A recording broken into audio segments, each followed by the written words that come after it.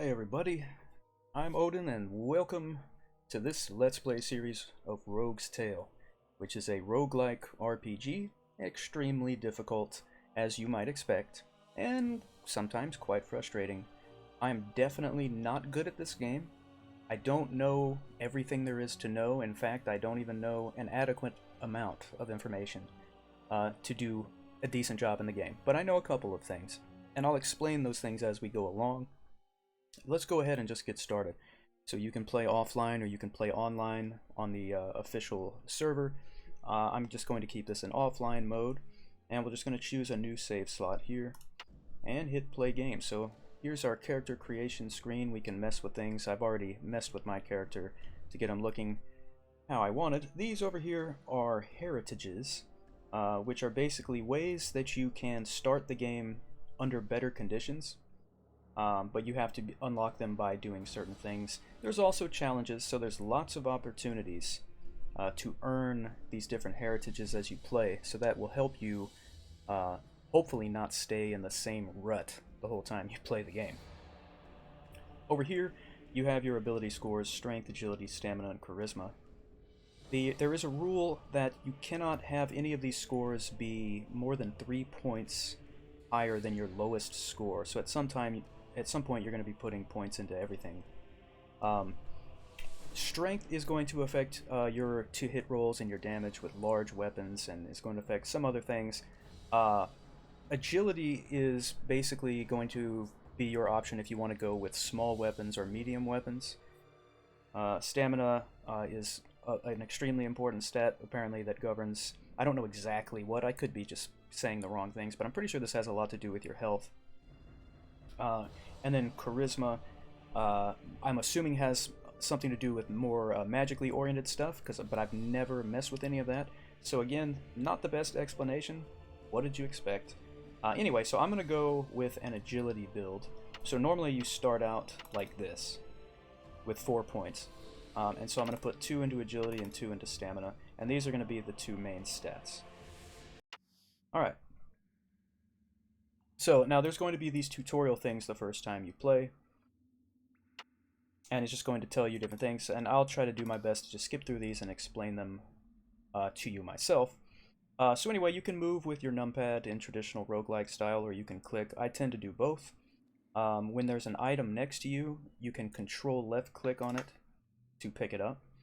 Almost every item is unidentified when you pick it up, except for arrows and bolts. You can still use unidentified items, but you won't know if they're cursed, for example, and if they're cursed you cannot unequip them, that kind of thing. So we can pick that up, and then it tells us we can get to our inventory by clicking over here. You can also just press E for equipment.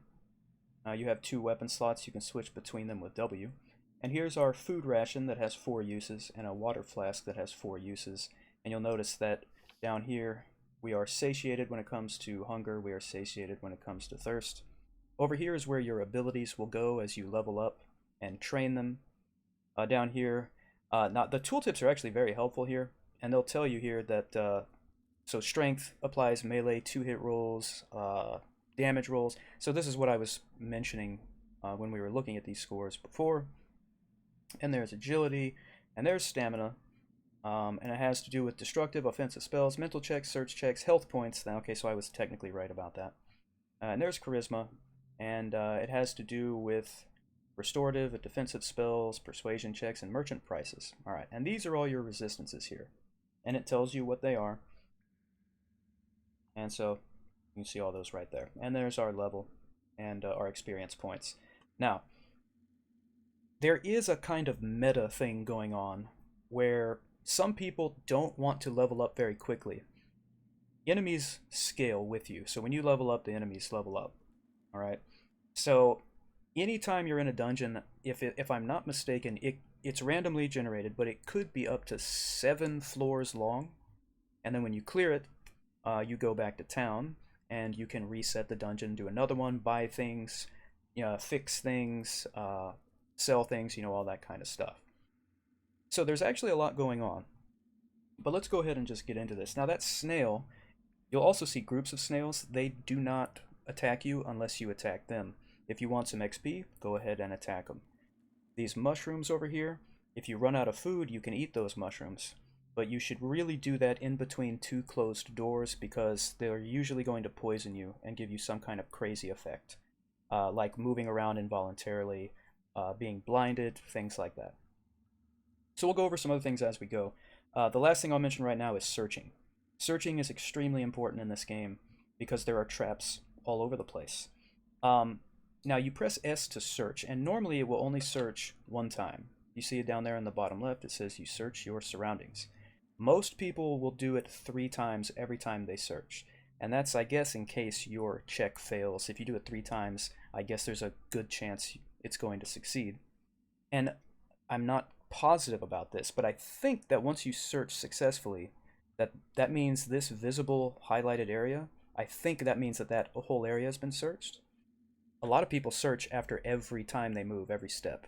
I usually do it every other, like 2 or 3 steps, something like that. But here's the easy way to get around. Now again, some people will just go and search, 3 times. You can press G to bring up the chat dialog box there and type in /search and then 3 or whatever number you want. And now it says search attempts has been set to 3. So if I press S, it searches 3 times. All right. So let's do a little exploration here. Now it's going to still give me some tutorial things. I'm just going to get rid of those. Now that sound you hear, that sounds kind of indescribable. It's kind of like a horn, like I don't even know. That's the sound of snails in this game. So yeah, so when you hear that, you know snails are around.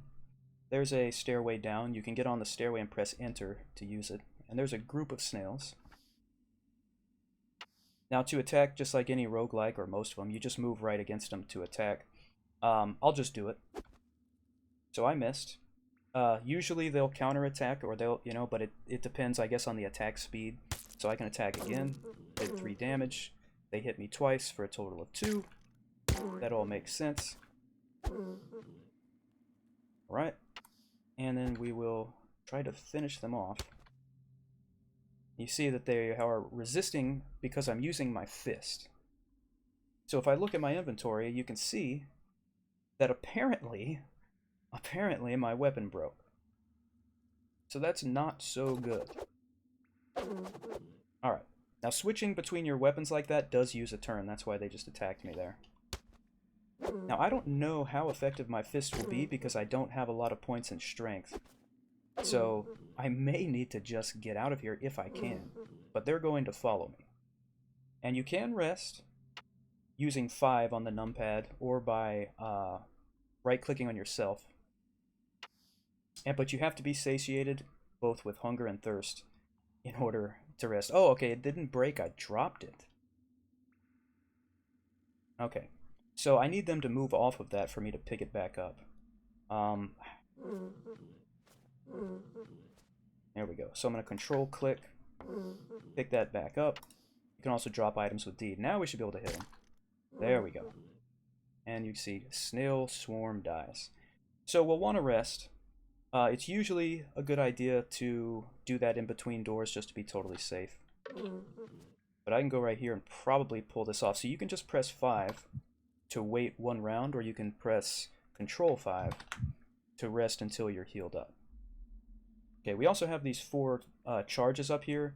These are used for your abilities and for performing feats like pushing boulders. Alright, so let's go over here. So here we have, I'm going to control-click, a damaged flail. It's not good that it's damaged. And of course it's unidentified. And you see that it's a medium melee weapon.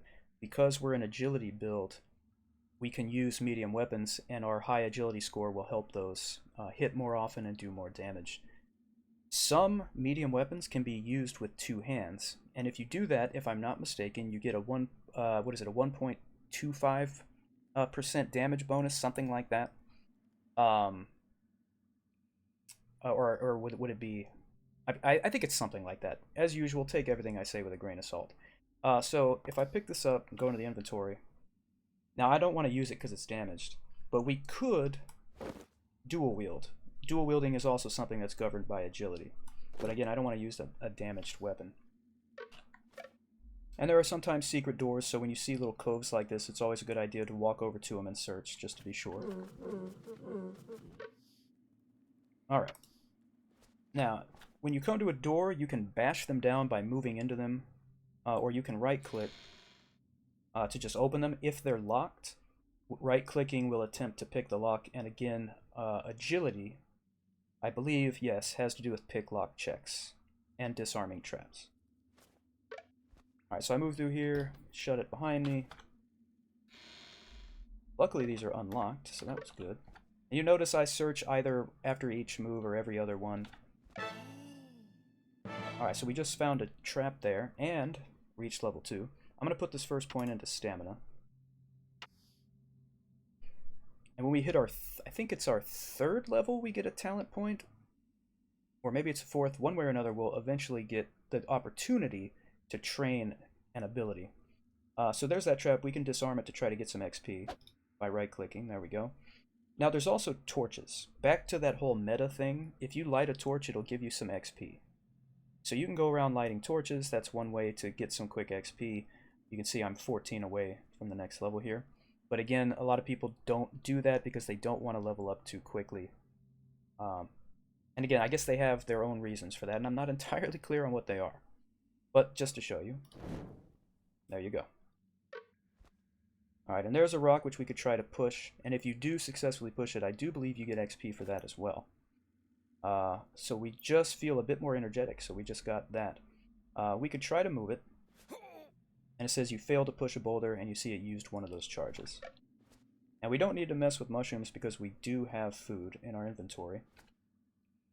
But sometimes people will sell their food after like the first floor just to get a good weapon, and then start eating mushrooms, which is always interesting.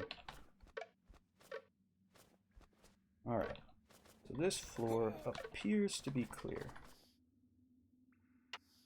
Alright. Oops, I forgot that I closed that, so I just broke it down. Alright. Alright, so go here, and you can either press enter or right-click yourself. Okay, so here's an orc archer. It's good that we're right next to them. Otherwise, we'd have to take a chance moving towards him and have a chance that he shoots us every time. You can also throw items, by the way. If you go into your inventory and right-click on something, it'll bring up a little reticle, and you can choose where to throw it or who to throw it at. So that's helpful sometimes. Right now, it wouldn't make much sense. We're just going to attack and hope for the best here. Okay, so he missed both times so far. Alright, now he's fleeing. Now this right here is, once you have a talent point or ability point, you have to find the proper, I don't know what you would call it, the proper training station, if you will, in the world, and it's all procedurally generated. This will help you train ranged skills. Alright, so I could throw something at this guy, but I'm just going to follow him. But I should probably search for traps too, but we're going to step. There we go. Alright, so now that, oh, look at all of this. Now this is fantastic. Now again, this stuff is unidentified. We're going to want to identify it before we put it on, but we're taking all of this. Oh, there's a rat. Oh no, I needed to rest before another fight. We might be dead here. Oh, there we go. Alright, we've reached level 3. Okay, yes, at level 3 you get your first talent point. And it says you can spend it by visiting a trainer or by using one of the trainer tiles. So this is a trainer tile. And it says you can only learn a maximum of 6 talents, and those are these. Well, actually, there's 7 boxes here, so there might be something else there. Alright, anyway. So there is a bow, some arrows, and a damaged club. Now, when I cleared that previous floor, I could have and should have gone back to town. You can only go back to town once a floor is clear. You do that by pressing T. So let me pick these up.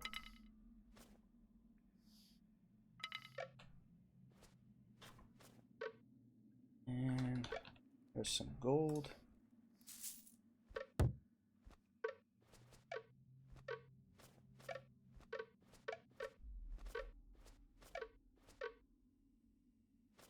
And this just means we have the talent point. Alright, right-clicking the door. Well, actually, let's go up here first. Oh, I found found a trap there. Alright, there's a large shield. Looking at our inventory, it's getting kind of crowded. You can press R, and it'll auto-sort, by the way. Even though this is broken, for now I'll probably set it as a secondary. I think that club is a medium weapon, right? Yes, it is. So I would be holding this with 2 hands, so that would do a little extra damage. The dagger is a small weapon, so it wouldn't get that bonus. Alright.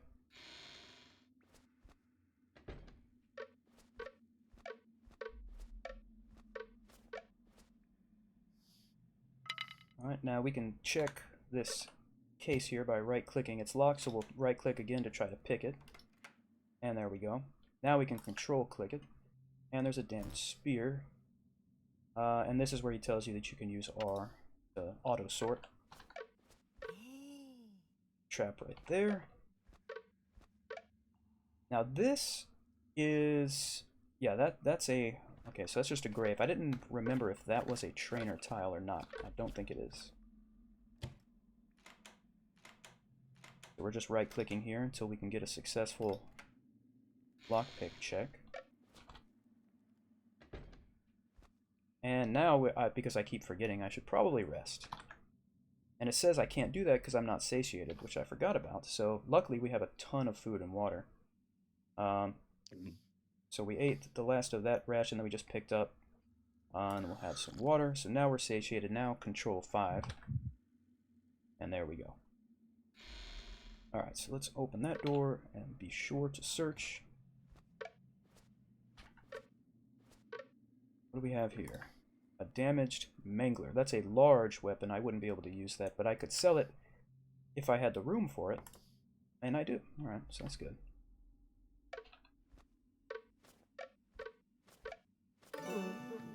Alright, so I found that trap, and we leveled up again, which is great.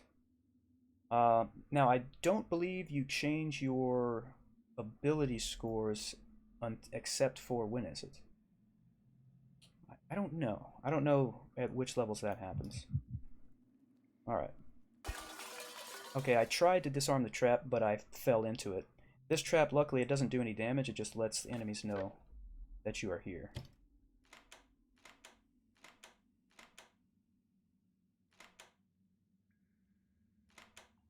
Now, we really are having trouble picking this lock. There it is.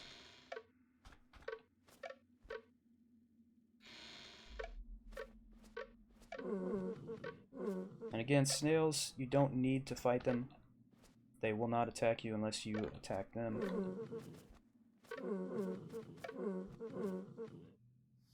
This is a tome, which is of course unidentified. Now I think maybe the level is clear. We might be able to go back to town. Yes, so I press T and then it says down there, press enter to travel back to town, so we do that.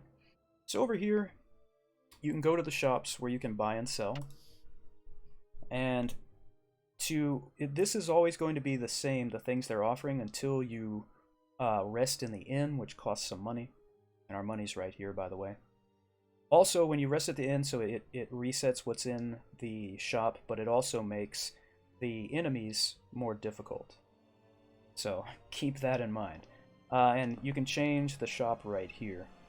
And if I'm not mistaken, there's always at least one enchanted weapon available, like this one right here. You can see it's a Mace of Freezing. It does D6 frost damage. That's a great weapon right there. But it costs 70 gold. I wonder if we could afford it once we sell stuff. Let's see if we can do that. So, I think you have to have certain vendors buy certain things, but I don't remember exactly. So, let me try. I think, is it control click? Right. Yeah, so the merchant is not interested in unidentified items. So now you see, okay, well now we have to identify things basically before we sell them. But remember that arrows and bolts and things don't need to be identified. So if I control click, you can see it says you sell 12 arrows and receive 6 gold. So we're going to sell all of those because I don't need them. Alright, so now we have 46. It's not a lot. So now we go to identify. And it'll tell you it's basically 10 down there in the bottom right of the pop-up. It costs 10 to identify things. So I would identify the things that I think are going to be the most useful, or worth the most. I'm assuming, or, well, I'm going to do this, certainly. I'm going to identify this.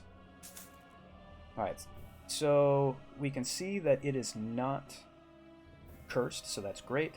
Also note that it says it may hinder spellcasting, dodging, climbing, and or jumping. That's okay. Then we're going to identify... Well, see, that's damaged. This isn't. So I'm going to identify that. It's just a recurve bow. Identify that. Now we're going to go over here and see what we can get for them. So 21 gold, that's not too bad. That's not too bad. And 16 gold. We're still not where we want to be. And so we could identify these and then repair them, but you know, it's going to start costing some money around here. And by the way, there is the weaponsmith, the armorsmith, shieldsmith, arrowsmith, jewelsmith, and arcanist. Oh, and the provisioner. Oh, there's more than I even remember. And the curio vendor. Okay. Alright. So... yeah, and I have a club, but as we can see here, it would only be worth 10. That still wouldn't be enough to get us where we want to go. But let's go back to identify real quick. And identify this tome. It's a tome of healing touch. What would that go for? 33 gold. And now we have 76 gold, which is enough to get the Mace of Freezing. And we have done just that. Alright, so now we're going to go back to the dungeon. And we're definitely going to equip that. We're holding it in both hands. Excellent. Alright. And since we've cleared this floor, we can just take this staircase down. Wait, did I just go the wrong... oh, yeah. Oh, that's right, you start at the top again. I was totally confused there for a second. Yeah, so when you come back from town, you have to go back through the dungeon again. Alright.